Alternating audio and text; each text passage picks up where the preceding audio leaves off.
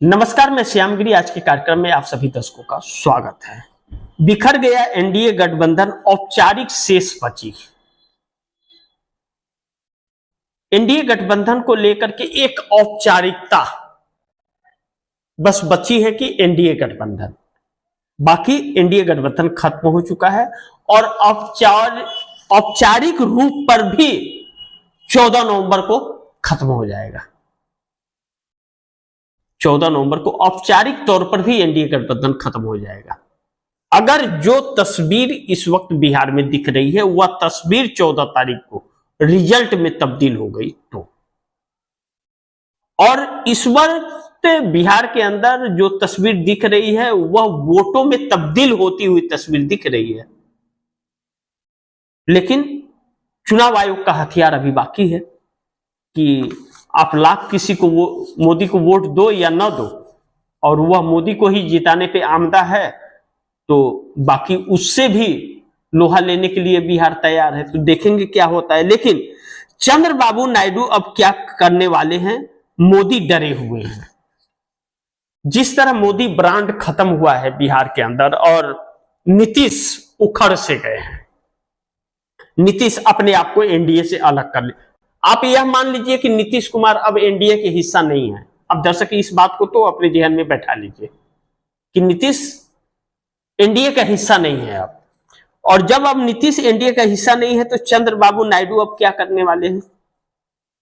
चंद्रबाबू नायडू क्या करेंगे? क्योंकि नरेंद्र मोदी से बेहतर नीतीश कुमार से चंद्रबाबू नायडू की बनती है। इस बात को लेकर के डरे हुए हैं नरेंद्र मोदी, और डर से बौखलाहट, तिलमिलाहट, उनकी घबराहट, घबराहट उनकी मची हुई है। बेचैन सी परिस्थितियां हैं। लेकिन नीतीश नायडू मिलकर मोदी को किसी काम का नहीं छोड़ेंगे, इस बात की चर्चा बड़ी तेज है।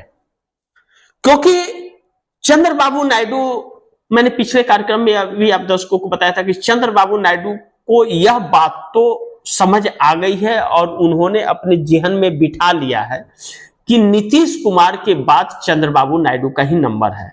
और जनता का जो बयान आ रहा है, जनता जो अपने इरादे प्रकट कर रही है, वह कर रही है कि नीतीश नायडू अब जितना जल्द हो सके पलटी मार दे, समर्थन वापस ले ले, अन्यथा जनता भी इन्हें निपटाएगी। जैसे बिहार में नेताओं को जनता निपटा रही है ना, और दौड़ा रही है, कूट रही है, पीट रही है, ठोकाई कर रही है, वैसे ही इन लोगों का भी हाल होगा आने वाले वक्त में।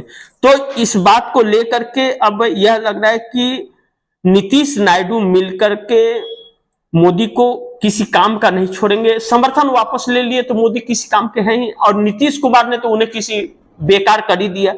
नीतीश कुमार ने जो ऐसा कर दिया कि बिहार में तो मोदी अब किसी काम के रहे नहीं। उनके नाम पर न वोट मिलना है और न तो कुछ भी होना है अब।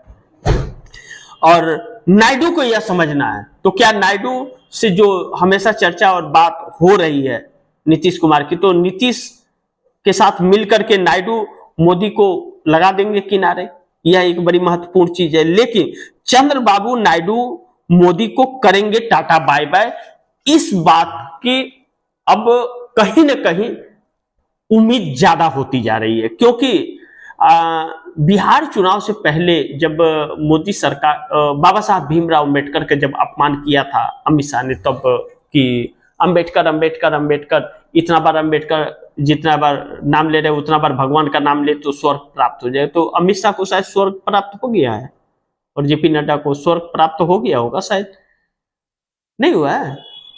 अब भाई यह लोग आपरूपी हैं, ऊपर से टपकने वाले लोग हैं, हो सकता है स्वर्ग वापस हो गया हो, प्राप्त हो गया हो यह भी हो सकता है स्वर्ग से क्या ना कि देवता इनको ढकेल दिए हो फिर नीचे की जाओ उसी नर्क में तो आ गए हो। तो यह वाली परिस्थितियां हैं। तो चंद्रबाबू नायडू की नजर बिहार चुनाव पर बड़ी पैनी नजर उनकी बनी हुई है कि आखिर बिहार का जनादेश क्या होता है। और चंद्रबाबू नायडू नरेंद्र मोदी की नस नस से वाकिफ हैं और बहुत जल्दबाजी में चंद्रबाबू नायडू कोई फैसले नहीं लेते, इसके लिए वह जाने जाते हैं, बार्गेनर तो हैं ही।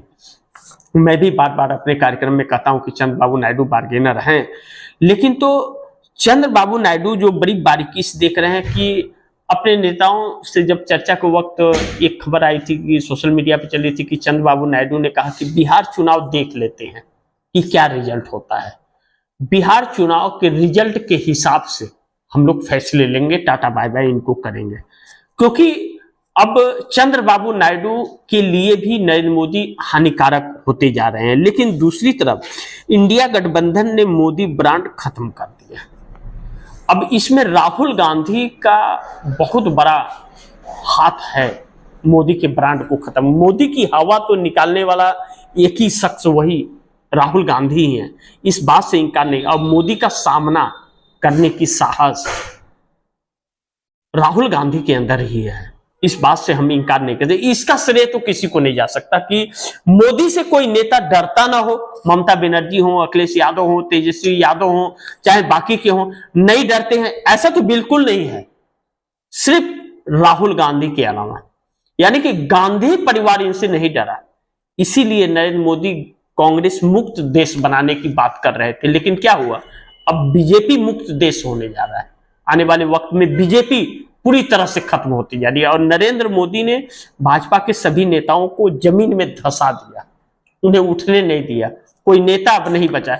अब यह चाल चरित्र चेहरा सबको नजर आ गया है और सिर्फ धोखाधड़ी से यह सत्ता अपनाते, यह अब बच्चों बच्चों के नजर में चला गया है। तो अब इनका पिंडदान हो गया। इंडिया गठबंधन, फिर भी राहुल गांधी पूरे इंडिया गठबंधन को साथ लेकर के चल रहे थे और राहुल गांधी ने इंडिया गठबंधन के साथ मिल करके कहा कि डरो मत। डरने वाले को यह व्यक्ति ज्यादा डराता है, जबकि यह खुद डरपोक है। यह मैंने राहुल गांधी ने कई बार कहा है यह बातें। तो अब जब इंडिया गठबंधन नहीं डरा और सीना तान के खड़ा हो गया, तो अब यह डरने लगे इंडिया गठबंधन। तो इंडिया गठबंधन ने ब्रांड मोदी को तो खत्म कर ही दिया है। लेकिन मोदी के तानाशाही ने बीजेपी का पिंडदान कर दिया।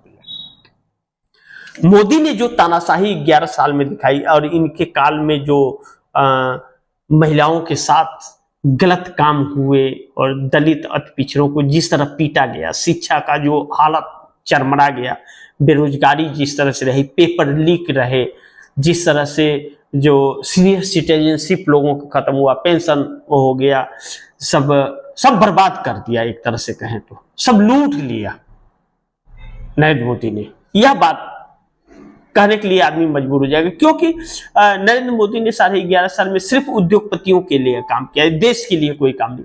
हाँ, देश के लिए एक बहुत बड़ा काम किया कि गुमराह किया देश को, धोखा दिया देश को, लेकिन देश के उत्थान के लिए कुछ भी नहीं किया। ऐसे में भारतीय जनता पार्टी का क्रेज जो अंदर तक, गांव तक पहुंचा है, एक एक घर में जो पहुंचा है कि अब भाजपा है तो आपको अपनी बहन बेटियों को बचा के रखना पड़ेगा। भाजपा की सरकार है तो आप अपने बच्चे के भविष्य के लिए नहीं सोच पाएंगे। भाजपा की सरकार है तो आपके बच्चे को रोजगार नहीं मिलेगा। भाजपा की सरकार है तो लगा हुआ रोजगार आपके बच्चे का जा सकता है।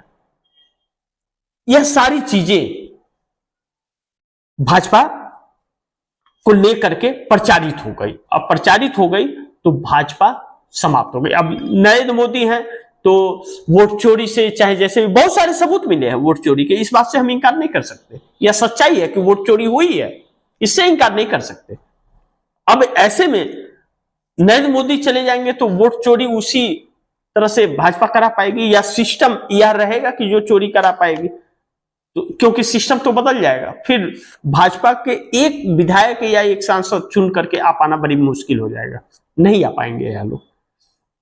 तो ऐसे में एक तरह से आप यह समझिए कि मोदी का जो तानाशाही रहा ना, उसने भारतीय जनता पार्टी का पिंडदान ही कर दिया। लेकिन नीतीश तो खत्म हुए, नायडू का नंबर है। अब यह बात, क्योंकि नीतीश कुमार, ठीक है, नीतीश कुमार इस वक्त एक घायल शेर की तरह है और उठ खड़े हुए हैं, इससे इनकार नहीं कर सकती, यह सच्चाई है। लेकिन नीतीश को खत्म तो कर दिया था और अभी भी भले उठ खड़े हुए, अभी तो 14 नवंबर बाकी है रिजल्ट आना। रिजल्ट तय करेगा ना, वो चुनाव आयोग तय करेगा किसको कितनी सीटें। इस बात को तो मान के जाइए, चुनाव आयोग तय करने वाला है किसको कितनी सीटें देनी है। या तो जनता उस लेवल पर खड़ी हो जाए कि चुनाव आयोग एक भी वोट इधर उधर ना कर पाए, तब तो फिर यह देश सुधर जाएगा। चुनाव आयोग छोड़िए, मोदी की हाड़ कांप जाएंगे, गुजराती भाग खड़े होंगे। तो ऐसे में नायडू के ऊपर भी तलवार लटकी है कि अगर नीतीश खत्म